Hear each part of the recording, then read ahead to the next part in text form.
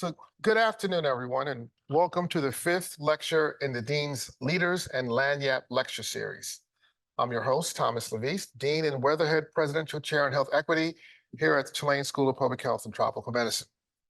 The origins of this lecture series comes from the school-wide desire to give our students the opportunity to meet and learn from some of the most distinguished leaders in public health. We aim to give our students the tools and experiences needed to become the next wave of innovative leaders and creating these chances to learn from and engage leaders from around the nation is a priority of mine. This lecture series also boasts something distinctly New Orleanian, Lagniappe. Lagniappe is a concept that you'll find throughout South Louisiana. It's an idea of adding a little something extra or unexpected, and perfectly captures the art of hospitality we show to our guests. We have adopted the concept of Lagniappe by incorporating the arts into the public health lecture series. Each month, accompanying these lectures, we activate the DuBois Gallery, which is in the rear of this room, to host exhibits combining the arts and public health, providing alternative expressions to the common public health topics. We hope after this lecture, you'll take the time to discover the exhibit in the gallery titled The Separating Sickness, which explores the lives of patients who lived at the Carville National Laboratorium in Carville, Louisiana, just up the river from us here in New Orleans. And now let me begin this month's lecture, this month's speakers.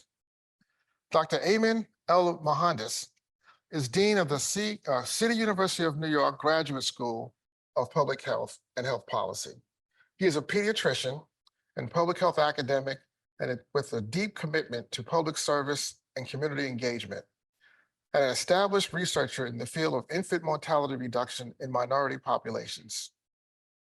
Welcome, Dr. El-Mohandes, or Ayman. These, by the way, are two of my favorite former fellow deans that I like to hang out with at the dean's functions. So this is a special honor for me to spend a little time with both of them here in New Orleans. We also have Dr. F. DuBois Bowman. DuBois Bowman, Dean of the University of Michigan School of Public Health. Dean Bowman is a renowned expert in the statistical analysis of brain imaging data, furthering our understanding of neurological disorders such as Parkinson's and Alzheimer's disease. Dr. Bowman received his bachelor's degree in mathematics from Morehouse College, an MS from the University of Michigan, and his PhD from the University of North Carolina, Chapel Hill. Thank you both for being here today, and I'll invite Dr. Bowman first to give his remarks. Can you hear me okay in the back? Sound is amplifying? All right. So it's a pleasure to be here. And I want to first start by thanking Dean Levis for the invitation to also join with another Dean colleague, Ayman, who I admire a lot. And will just say to you, you have a great Dean. I know you get to experience it internally, but working with other Dean colleagues around the country, it's a pretty collegial group. And, from that outside view, just to say, Tom's doing great things. And then I was also delighted to have this invitation to come and speak on this topic, because it's also one that I care a lot about, just in terms of public health leadership, broadly speaking, but including academic public health leadership. So I'm going to go through some remarks. I'll talk a little bit about my background, just like me as a person and growing up and, education. And then we'll talk about some of the qualities that I think about in terms of leadership and things that I value, and then I'll end just by talking about some lessons learned in my leadership journey. So as I think about just, my background, and I think that's an important place to start, because, I really value human experiences, because they shape and mold who we are. They shape and mold how we show up, how we do our jobs, what our perspectives are, and leadership is no exception. And so as I think about my own, I think about my parents. And as a biostatistician, if I think about my parents' journey, they defied the odds. Tom actually knows my father. My mother and father grew up in large families in Michigan. None of my grandparents had a high school education. And, it's not because they were not smart people, not because they weren't hardworking people. It's just the opportunity structure didn't allow for that as a pathway. And, so as I think about my parents, and growing up in Michigan at a time where, my respective, their respective families had moved to Michigan, with the automotive industry boom, and worked in, kind of hard labor in a plant. Both of my grandfathers worked at a foundry at General Motors, where it was a particular type of hard labor where they built the engine blocks in the foundries. And so it's the, molten iron pouring. Hearing some of the elders sometimes describe the work as like the closest thing to hell that you can experience on earth, with, deep down the temperatures and all of that. And so, but that was what my uncles did, it was my grandfathers did, that was the expectation from my parents or from my father. And by a combination of circumstances, he ended up having an opportunity to do some college, first at a community college, and then to go and play basketball at Northern Arizona University in Flagstaff, Arizona. And why Flagstaff from Saginaw, Michigan?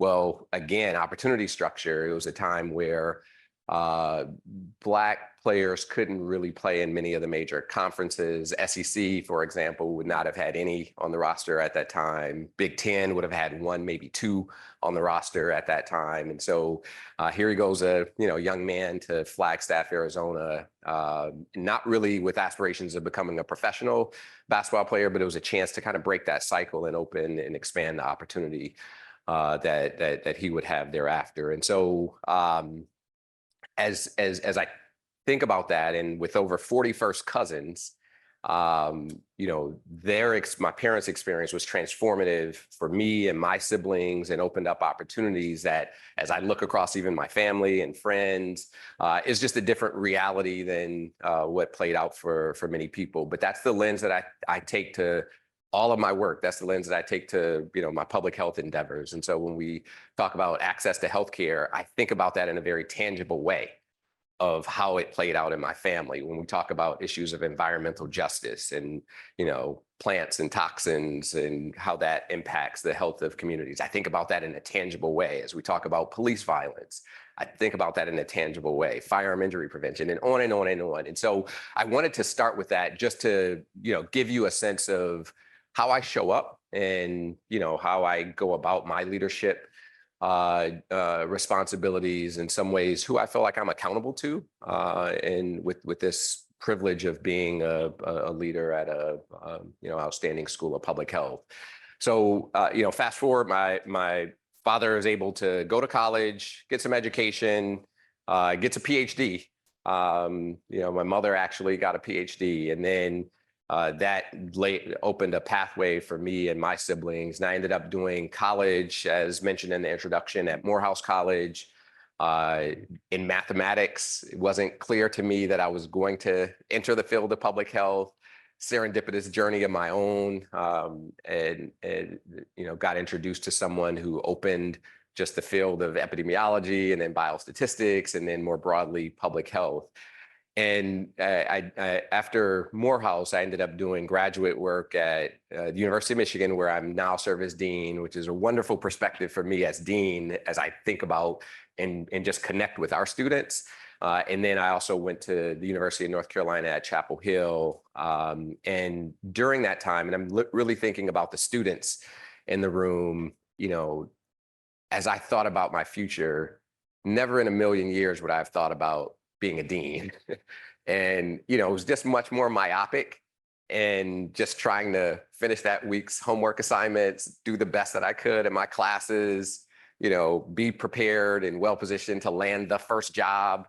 And even landing the first job, and I did faculty stints at Emory and Columbia, it was still kind of that sequential myopic view of, I want to be good at teaching my classes. I want to get myself established in research. I want to get tenure. I want to get promoted.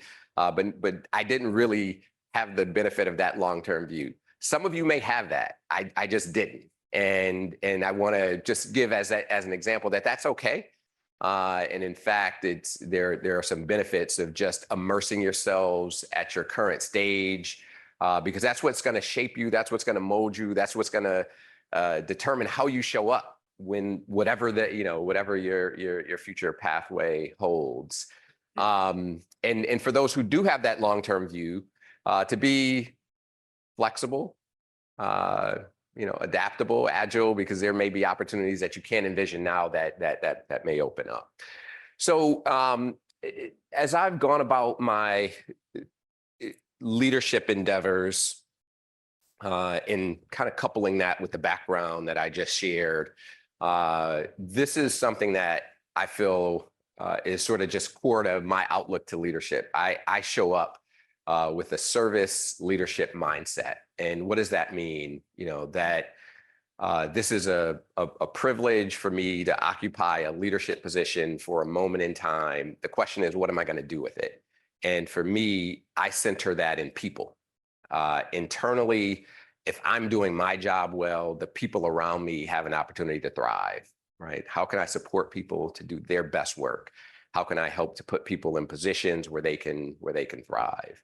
And then externally, this is core to our mission in public health, and we work to better the condition of communities around the world. And that's humbling, that's daunting, but I feel like that is my role as a leader. But it's sort of a service leadership orientation. To point to a few qualities that I think about as important in leadership, and this isn't necessarily a comprehensive list, but some of the things that I hold dearly. So the first is collaboration and partnership. This is so important for our field, but it's also just important for leader, no matter your area of work, right? No single leader has all the right answers. None of us achieves what we do alone. It requires the right kind of partnerships, the right kind of collaborations, and then even as we think about our work in public health, how we partner with communities, that this is another critical component to it. And related to that, this next point of wisdom and great ideas lie in many places. Be intentional as you can start this now, but carry it through. You'll find yourselves in certain situations. Be intentional about trying to draw out experiences, thoughts, perspective, wisdom of everyone in the room. And I've been in spaces where some people are there in a certain capacity, right? Maybe to take notes. And we go around the table and ask opinions. No one stops to ask them, what do you think? I would encourage you to be intentional about whatever spaces that you're in, trying to draw out those insights and opinions. And again, I think the way we approach our equitable collaborations with communities is another example and reflection of this. This next one is something that I also hold dearly, steeped in my personal values. But also being a dean at a public university, and this is, a commitment to bettering society, that I feel like it is our responsibility to try to improve health and equity in the state of Michigan, in addition to the global purview. And that's something that's not mandated by our charter as a university. But it's something that I think that is so important for us to provide access and opportunities for education and training for students. And so would encourage you to, and as your futures unfold, to really keep this as a priority as well. Integrity is everything. Again, something that I really value myself personally, but also in my leadership journey, and even at earlier stages where I wasn't necessarily in a leadership position, watching missteps of other leaders that once there's a breach in trust, it's so hard to regain or rebuild. And I'll say this, but also will say I think we need more grace in the world. Right? No one is perfect. Just because someone's in a leadership position doesn't make them perfect.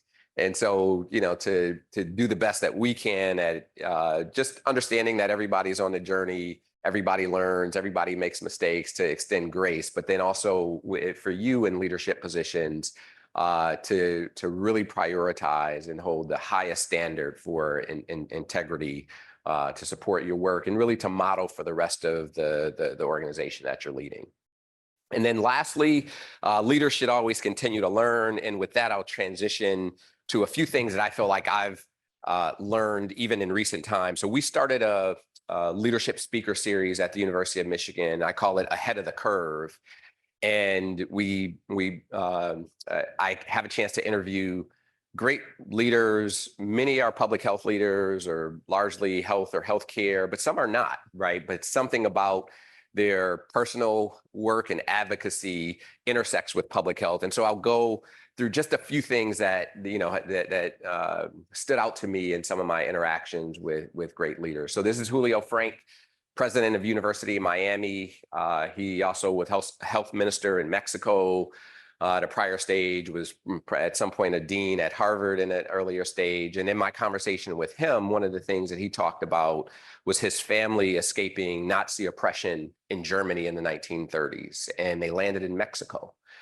And what was clear is that he was so grateful for how his family was received, welcomed, supported in ways that allowed them to thrive. And so, thinking about being kind to family members, being kind to friends, we should challenge ourselves to do that as well. But what he spoke about was this concept of kindness to strangers. And that resonated with me. And it's something that, I try to carry around and where possible, to exhibit that in my own actions. This is Joné Khaldun.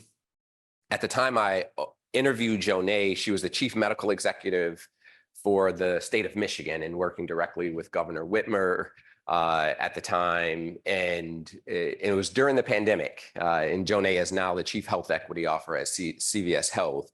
But she was in a firestorm. And this played out all over the country. I'm sure regionally or locally, you had your own versions of it, but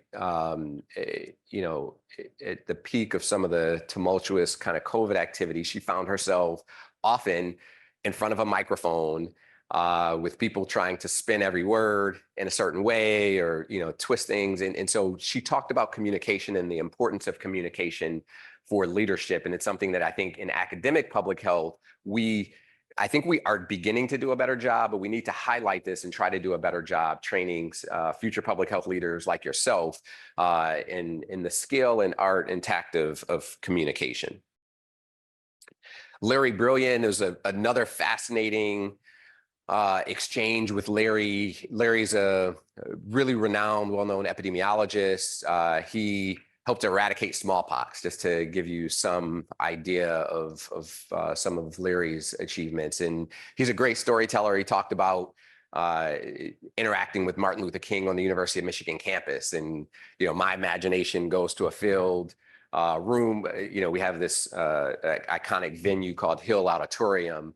And so I'm thinking jam-packed. It's like anything but. He walks in, there are maybe a few dozen students, and he has a chance to have really personal interactions with the late Dr. Martin Luther King Jr. And you can tell it was very transformative for him in how he just kind of shifted his perspective and outlook for all of the work that he would go on to do. But in our exchange, one of the things he talked about was health equity, and not health equity driven by a benevolent spirit, right? He talked about health equity because it's the best epidemiology. And so from an infectious disease perspective, I know that resonates with this audience, but that was something else that stuck with me. And then I'll end on a recent conversation that I had just a few weeks ago with Bakari Sellers, who's a CNN commentator. He's trained as a lawyer, civil rights activist, and it was in the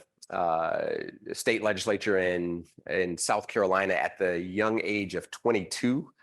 But Bakari was also, had a fascinating and insightful conversation with him.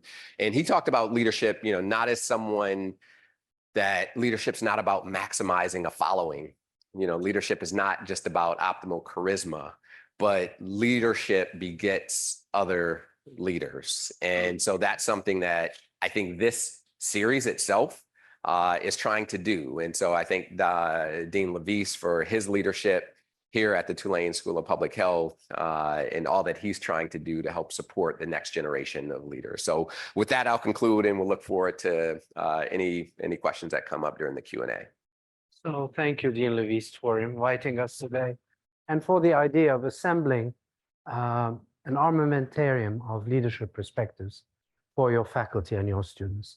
Speaks volumes of your intelligence, your initiative, your innovation. And thank you for being such a gracious host. And to Dean Bowman, you've always been a great example. Maybe I'm a little bit older than you are, but I'm a staunch believer in young leaders. And therefore, you represent the best in youth and leadership. So you've heard Dean Bowman's story. And the one thing I have in common in my life story with him is that I have 40 cousins as well.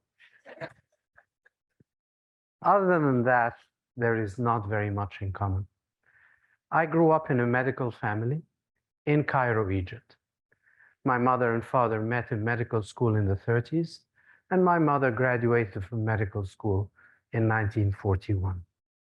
I usually do a warm-up exercise. I do a lot of global health work. And when I work with people from various backgrounds, we usually give up a little piece of paper about ourselves, and then we mix them up, and people pick them up and are supposed to guess who that person is. And the paper that says, I was an only child and my mother was a pediatric neurologist is never assigned to me. Because I'm supposed to be from Egypt. I'm supposed to come from a family of 12. And my mother was supposed to be a stay-at-home mother. But that tells you something about my life history. Growing up in a privileged environment of two families that favored education for literally hundreds of years. So much so that my great-great-grandfather was the first Egyptian civil engineer to be trained in the École des Beaux-Arts in Paris in 1836. But that doesn't define me either. What defines me is the commitment of both of my parents to service. My mother spent her entire career treating cases of poliomyelitis and forwarding polio eradication campaigns in Egypt. She died in 1996, very happily a year after being recognized for the eradication of polio from Egypt in 1995. My father, who's a professor of pediatrics and a very successful pediatrician with a lucrative practice, chose to become the Minister of Health in Egypt for 8 years and established the first rural health system in the country. So that was the environment I grew up in, very inspired by them, by their choices in life, by the conversations we had around the dinner table. And that drove me from a very early age to recognize the needs that exist around us and the importance of linking our competencies and our skills in the best way to the needs that exist. Egyptians don't move around a lot, so when I came to the United States in 1982, I came to complete my fellowship in neonatal medicine. at DC Children's Hospital and George Washington University. And that's where I stayed for 27 years. But there's a lot that happened during these 27 years. I became an assistant, an associate professor, and a professor of pediatrics. I practiced neonatal medicine in the intensive care nursery.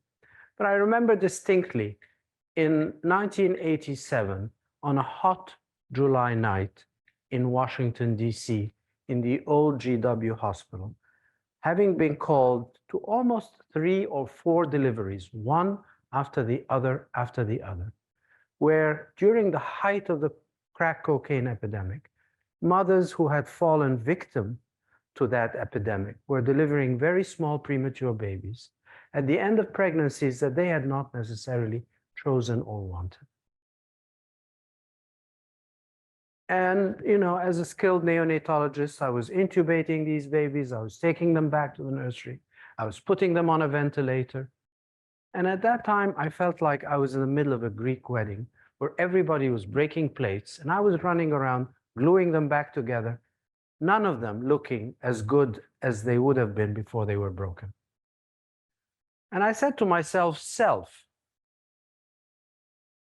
this is very linear thinking. Could these events not have been prevented? And I also thought to myself, what skills do you really have in order to be able to have prevented these from happening? I realized that the problem was much bigger than I was, and that I truly had no skills to deal with the problem. And that's when I chose, in the middle of my career, or the first quartile of my career, to get a degree in public health. Being a parent, working in an intensive care unit, doing research in order to be promoted and tenured, it was not easy. So it took me 4 years to complete my MPH. I'm happy to say, with a GPA 4.0, but I really took it easy on myself.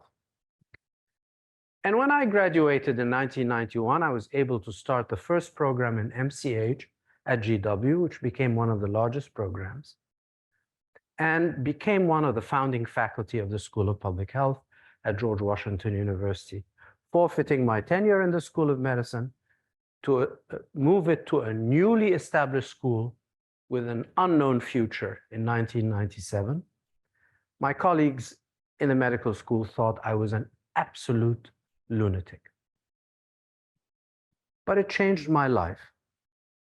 Public health changed my life. And in 1991 till 1995, I was one of the very few neonatologists who were also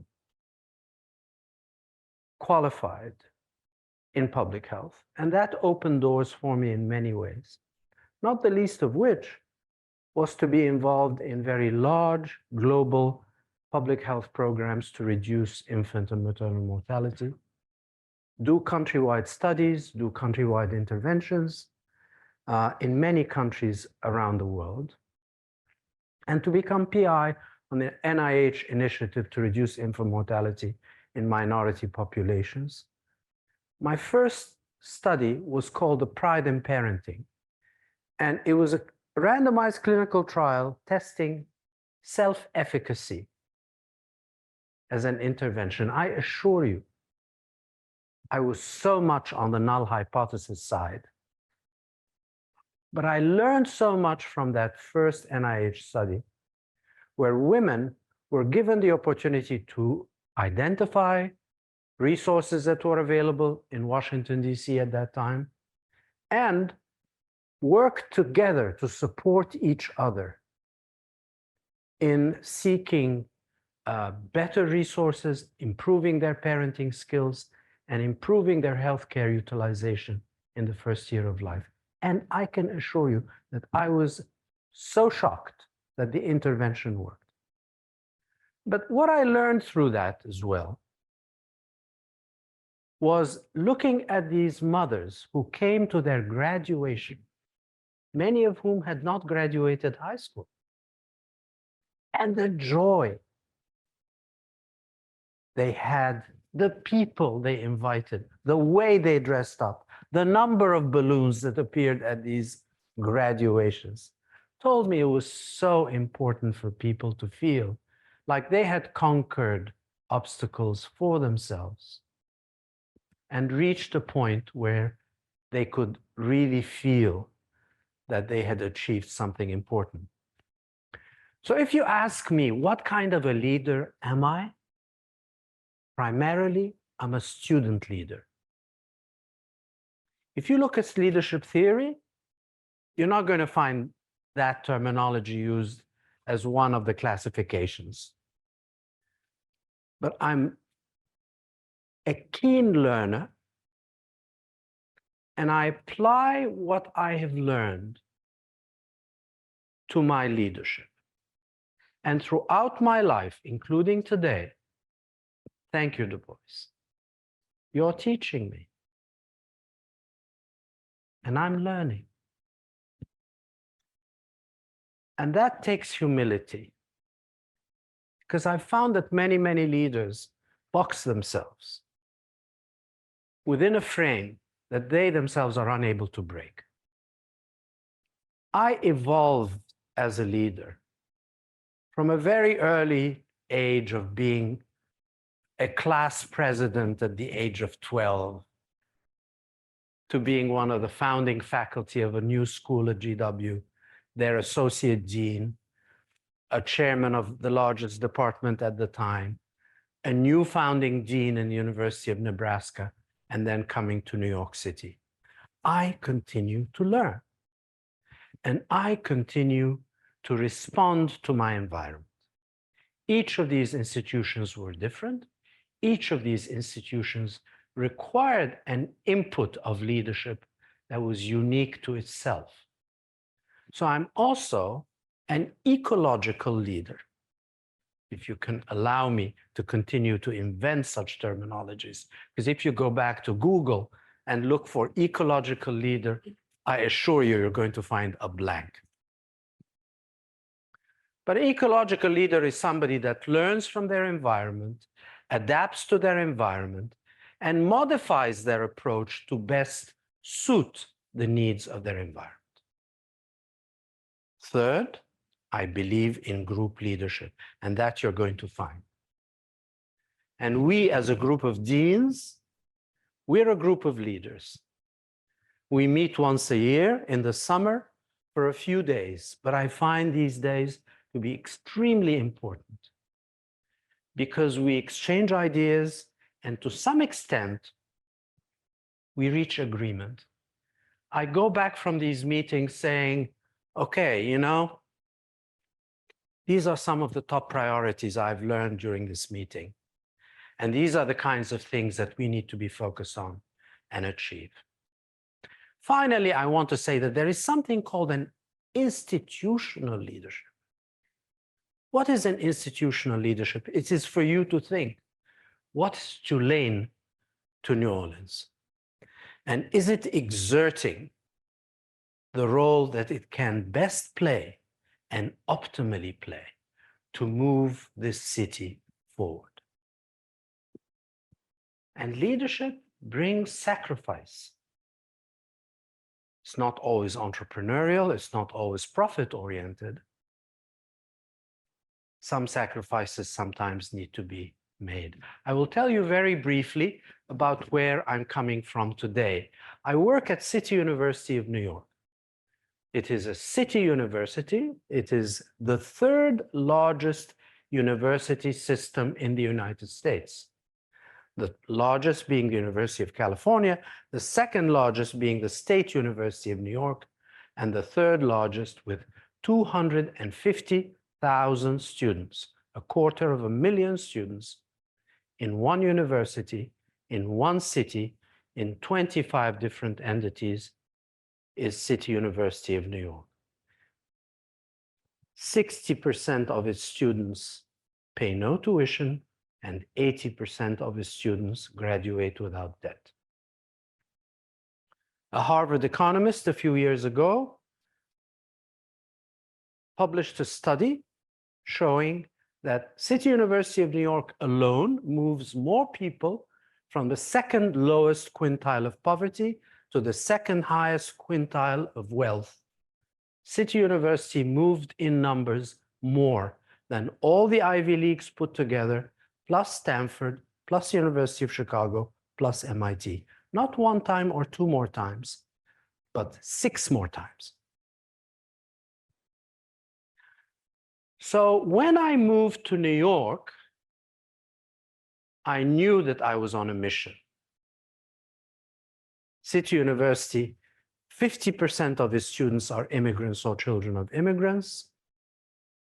60% come from below poverty level. I knew I was on a mission because I knew I had something to contribute. I knew that this audience needed me. And when I arrived, this school was a consortial school trying to identify its future, divided between 4 institutions. And when I gave my initial presentation of the faculty, one of the faculty said, "So what do you want us to do?" And I said, "That's not how I approach things. Let's think together of what we are going to do together." The School of Public Health moved from a consortial model to a unified model in 2016. And in the last 7 years, we started with 500 students. Now we have 950 students. We started with a research portfolio of $5 million. Today, with 45 faculty, we closed our books last year with $35 million, approximately $800,000 per FTE for faculty that are guaranteed 100% of their salary by the state. Now, I can brag all I want about this, but I'm a child of circumstance as well. Because CUNY is very privileged in a situation where, as a public university, it receives 65% of its budget from the public coffers. Only New York State and New York City can afford such an experiment. It's a social experiment, a long-standing social experiment. DuBois and I are both deans in schools of public health in public universities. But today, most public universities receive 15 to 30% of their budget from the public coffer. Most 20% and below. And therefore are unable to exert the same level of social commitment that a university receiving 65% of its budget can. But in that instance, I see my university as performing a level of institutional leadership because there is accountability. You can't get so much money from the public coffer and do not understand that you have commitments, that you have mandates, and you have accountability to the people that support you. And the day I feel that this university is forfeiting that mandate or this responsibility will be the day that I will lose faith in my institution. But as long as I feel that the institution is exerting institutional leadership, I feel they deserve my commitment, my time, my personal sacrifice, and my loyalty. I believe leadership occurs at many, many levels. And all of you in this room exert leadership in one way or the other. And you need to contemplate that. Instead of it being exerted in an unintentional way, you can exert it in an intentional way. I spoke about leadership, about learning. I spoke about the ecology, and I spoke about the institution. And I spoke about groups.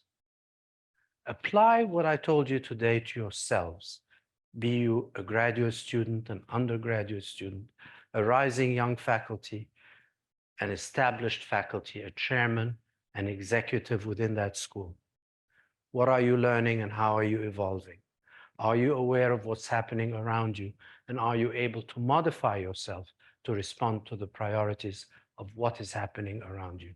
Do you recognize and respect the competency and the strength of the group that you are surviving with so that you can move forwards together? And do you have the humility to do so? And are you intentional about it? And are you willing to make personal sacrifices where you are not in the forefront, but your institution is? Because your institutional success should reflect on your sense of being, your self-respect, and your integrity. That's what I wanted to tell you today. Thank you very much. Thank you both for those remarks. Three questions I'd like to pose, and then we'll open it up and give the opportunity to talk to you. First, tell me about, 1 second. Start with a generic question. What advice would you give to students today, who the next generation of public health workforce? So you talked about DuBois. You said that you didn't really have a plan. Didn't really have a plan for becoming a leader when you were at that stage. Ayman, you didn't mention whether or not you did, but kind of talk about how would you advise them to be thinking about that at this point in their careers? Yeah, I'd be happy to kick off remarks and would love to hear Ayman's thoughts on it as well. So there are two things I would say, and there was some conversation I had a chance to have with students where there are elements of my answer that'll be embedded. So the first thing is, as I mentioned in my earlier remarks, really immerse yourselves at your current stage, whatever it is, and try to get the most out of that stage. Sometimes when we look ahead, it's good, it provides clarity, maybe alignment with what should I be doing now to get there. But if you're too worried about getting there, maybe you're sacrificing some of the benefits of your current stage. And so really just immerse yourselves at your current stage. But then this is the other piece of advice that I'd give for your consideration. And that's leadership, to me, is not positional in nature, right? Some of us think about leadership that way, but really it's about making contributions over and above your own activities, right? And helping to influence or guide. And that can happen in many spaces, can happen, for students giving feedback to help improve a curriculum. That's leadership. That's leadership. So what I would say is lead from where you are. Lead from where you are and find things that you're passionate about, find things that you dislike, but don't just complain about it. Think and ask yourself and challenge yourself, how can you contribute to making that better? And I promise you, you will be exhibiting leadership along the way, gaining really beneficial leadership experience so that when you arrive in a positional title of leadership later, you are bringing much more well-rounded set of experiences with you. Yeah, I agree completely. And I think very significantly from what I said, if you're thinking of yourselves as belonging to a group, think very carefully, what role can I play within that group that will move that group forwards? That is leadership. And leadership sometimes is exerted by not doing. It's not always exerted by doing. It's not always exerted by manifesting psychomotorically, but sometimes by withholding, allowing others to speak at a moment where this is needed to create consensus. That's leadership. Thinking of the general good rather than your own. That's leadership. Are there specific skills that you would recommend students be thinking about developing at this point?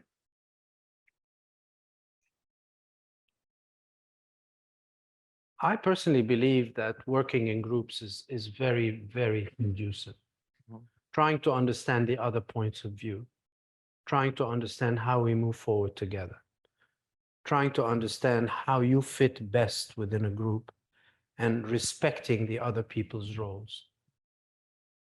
These are skills that I see lacking in leaders sometimes, that cause discord and really affect institutions in a very negative way. So I would say leadership is best exerted in groups, and it's best exerted by observing, learning, thinking, and manifesting the way your leadership best manifests itself. You may be the person that does best at the podium, but you may be the person that does best away from the podium. I gave a few examples of qualities of leadership that I think are important in my earlier remarks, and some of those you could regard as skills. Both Ayman and I talked about continuous learning as leaders, right? There's no blueprint. No matter how much experience you have, you will face challenges that are unprecedented in future leadership roles. So it's there are many skills. The one thing I would point to that I would offer, and I imagine if you had a chance to talk to the three of us at length, you'd get a sense of this, is that we've been around academia a long time. What's unique in our leadership roles is our perspective.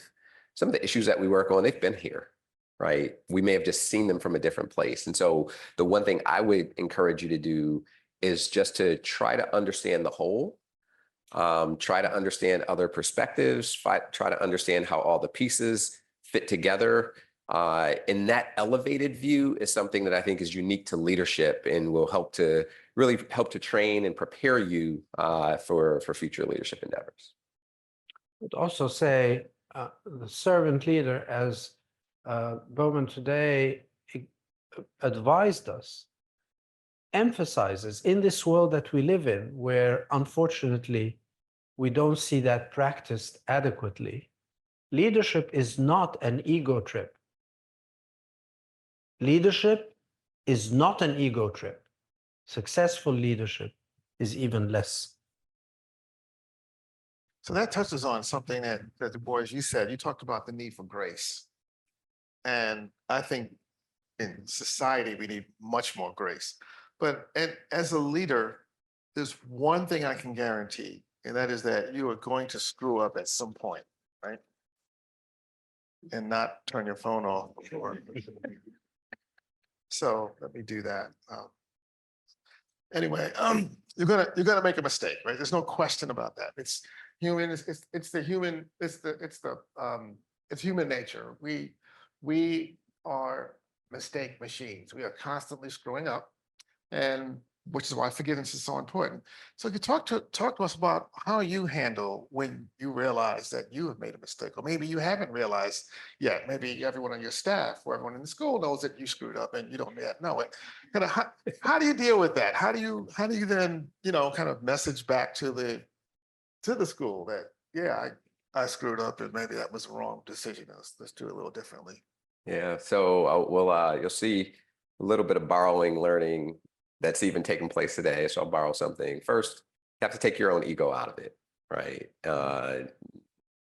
None of us is going to get things exactly right every time. So the ability to even acknowledge or admit that you could have and should have done something differently is the first step to learning. The other thing, at times, maybe the benefit of some transparency, communicating missteps, communicating with stakeholders on a given decision, hey, with the information that I had at the time, I thought this was the best thing to do, but in hindsight, perhaps it wasn't the best thing to do. And so I can think of some examples. I won't go into the details of them, but I can think of some examples like that I've encountered. But your question actually raises another point that I think about when I think about leaders, missteps of leaders where grace was not present.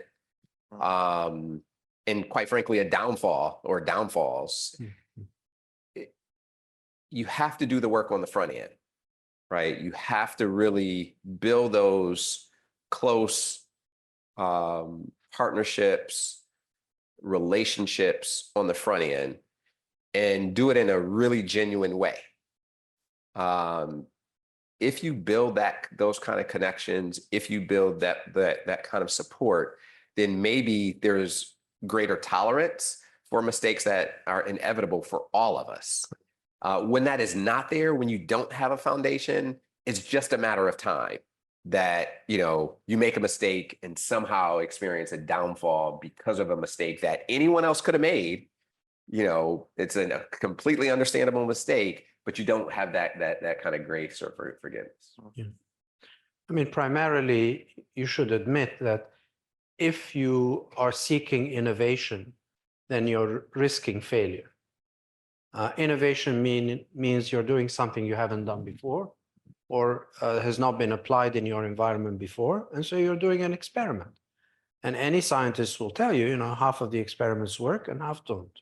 So number one, admit when you are starting something new.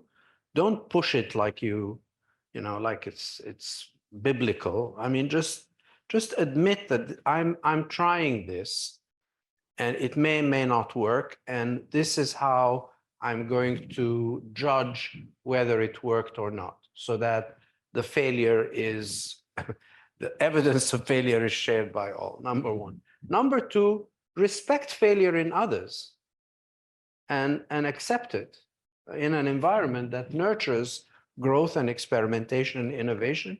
Not only you will fail, but others will fail. And if you come down so hard on them because they failed, don't expect them to be merciful with you. Right? With my own children, let alone anyone else. And then finally, be humble about it. Be humble about it and allow people around you to tell you if you're making a mistake. If they're too afraid of you or if they're afraid of your reaction, they won't tell you. And by not telling you, you sink deeper into it. So we have a microphone here. If anyone is interested, raise your hand. We'll bring the mic. And while we have one in the back, and while you do that, let me ask you about the opposite side of that. What about success? So one thing is you can guarantee that we're gonna make mistakes, and hopefully we're also going to succeed at some things. How do you handle success? For me, success is a shared experience, right? That, and you gathered some of this from my remarks. An achievement by me is not something that should just shine a spotlight on me. I didn't do it alone. Won't benefit alone, right? And so it's a shared experience, and I think we need to make sure that we do take time and that we pause to celebrate successes. Often we're so busy thinking about the next thing that there's just kind of this exhausting sequential pursuit of the next activity. But taking time to come together as a community, acknowledge what's done, acknowledge the benefits of what's done, to share that experience, and then turning attention. So it's something that's small and large. I think I can think of examples where we try to do that within the school, and I use me as an example, but others as well. So faculty or staff or student activities. And so, Ayman, I want to add a little more context to your response to this question. So your school has gone up 11 points in U.S. News ranking since last year. That certainly is an indicator of success. But whatever it is, it's indicating something that's positive. And I'm sure that was celebrated back at CUNY when that happened by the administration. How did you handle that success? I think with humility. I think bragging about things like that is wrong. Trying to I shouldn't brag for you? No, you can brag for me, but not me for myself. Okay. That's what friends are for. Okay. Okay. I think you need to try to analyze where did this come from and what does it mean? In our case, I think part of it was related to visibility, people even realizing who we are and what we do, which may not have been all that obvious in the past. It takes time for people to build a reputation. And we're seeing it, I mean, more than coming up 11 points in our US News and World Report. We see it in the number of students applying to our school and the caliber of the students applying to our school. And I don't think that it's cause and effect because we rose up in the US News rankings, but students are our best ambassadors.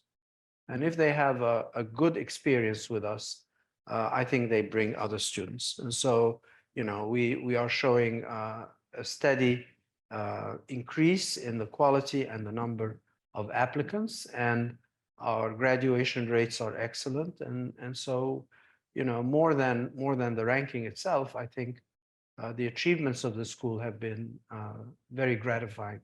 And then finally, I will say that moments of success can be also great moments of frustration. And that frustration comes when you do not recognize the contributions of others in that success. And you may feel very happy about it, leaving the room, announcing that the school has received whatever. And then all the people sitting there, you know, with their jaws dropping, thinking like, what?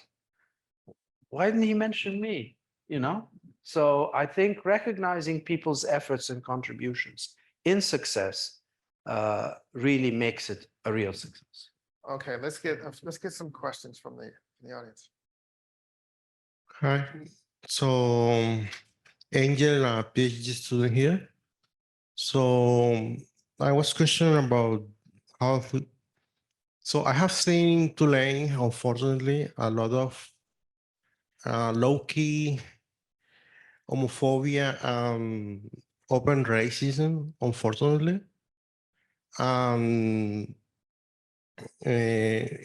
Especially when you have strong positions against this sense of equality among human beings, right? So I was just wondering if, as a leader, you have any recommendation how to handle diversity and these issues with some people in a way that is constructive for the entire society, for the school and for the entire society. I appreciate your service and thank you. That's all the question. Thank you. I think you're talking about diversity in the broadest sense. And you know what you just did? Remember what I was saying about leadership at all levels? You just exerted a bit of leadership right there. So I applaud you for your leadership. You know why? Because you stuck your neck out. So some people may not find that comment very popular, but I know that your dean is a learning leader, and so he's learning from that experience. So first of all, I can react to this in many ways, either be offended, be defensive, or be open-hearted and try to be in your shoes. And that's what I choose to do. And I will say, I'm sure that many of your colleagues and many of the people in the room would like probably to apologize to you for feeling singled out or unwelcome in ways that maybe you are sensitive to. The other thing is that you are in a teaching position. Teaching meaning that people may not be always aware of what they say or do that make others feel uncomfortable. And, you know, as a result of this, I hope that people will be open to hear, rather than names, you know, blaming people, Anne or John or Peter or Larry is not helpful. But what is more helpful is saying, you know, I've encountered this and I found that hurtful. So there is a learning environment that could be established where you as an individual or within groups can make this environment better for yourselves. I know that you have a dean that's welcoming and open-minded, so it shouldn't be very difficult. And perhaps at the end of this conversation, you'll find a space where you can be listened to. And I thank you for your leadership. Time for an additional Sure. response. So thank you for your question, and agree that it exhibits courage to be able to ask it. And I would just say in my role at the University of Michigan, it's a space that I feel really supported more broadly by the university. Mm-hmm. So, I bring, because of my experiences, I bring certain values of things that I'm going to do no matter what in terms of my leadership. but sometimes you're prepared to do that on an island. And that's a much harder road. And at the University of Michigan, there's a broader, institutional priorities around diversity, equity, and inclusion. And so there's no space, there's no room where a conversation like that wouldn't be expected. And so these conversations aren't always easy, but the environment is conducive to at least holding the conversation. And then the other thing that I would say from a public health perspective, it is so critical for us because, issues around health equity, many lie across these kinds of boundaries, right? And if we're really going to be serious in the work that we do to try to, improve health and equity for populations and communities around the world, we have to be able to tackle those issues, to have those conversations, but then to create training environments internally where we're preparing the future public health workforce to grapple with those issues, right? The real world is not going to be simple, it's going to be complex. And that's why diversity is so important internally, even during training, because it mirrors some of the complexity that the real world will present. Before we go to the next speaker, let me just respond a bit to that, Angel, and say that I look forward to following up with you after this session today to understand more about what you've been experiencing. Yes, I think you were next. I have a question.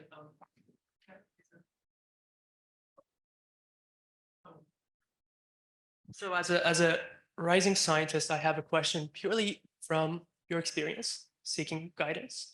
How do you establish a collaboration with the community or convince them that your research benefits them in a long run? I find this really difficult at this moment at the early stages, and I need some guidances. So who is your audience? Who are you trying to convince? Well, at the moment, for me, it's very typical to think about my audience being immunologists, but I want that to translate into public health or communities in the future. I don't know if it's appropriate for me to answer because I'm the moderator here, but as someone whose career was in health equity, doing research on racism and health back in the 1980s, that was a pretty lonely place to be. And it wasn't that research was not widely accepted. The idea of social epidemiology, which is now become pretty standard at most schools of public health, was a foreign concept at that time. And there were a lot of people who didn't respect that work or think it was important. And what I would say is that you just need to keep plugging away. You just need to keep pushing forward, because the only way that you will make progress is if you have a voice and you have something to say, and whatever it is you have to say is obviously something that's not being stated by others. And if you believe it's important, and obviously you do because you're trying to do this work, you have to just keep pushing forward and to find the people who will see the value in the work that you're doing and build a sense of community with those people. But don't give up just because even if it's your faculty advisors or whatever, find a way to get around them and keep moving forward with that work. Because if it's important, and if you're going to put the effort behind it to become good enough to really do that work the way it needs to be done, the world will eventually come around. That certainly has been my experience, and that's what I believe will be yours as well. Excellence. You have to be excellent at what you do, and you have to keep doing it and keep doing it and keep doing it. When they say no, you come back again and you do it again, and you have to be dogged. I think also finding people that are like-minded. There's a national audience now that is much easier to reach than when I was your age. The internet,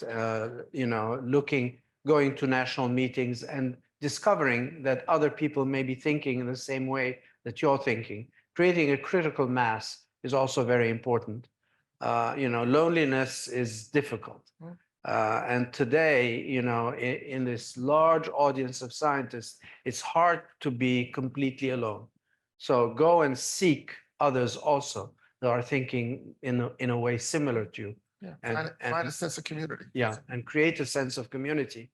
And that, social epidemiology, it wasn't one voice that made it an established discipline in public health science, but a critical mass arose with similar thinking, with new evidence, with proof, with scientific methodology, and that moved that science forward.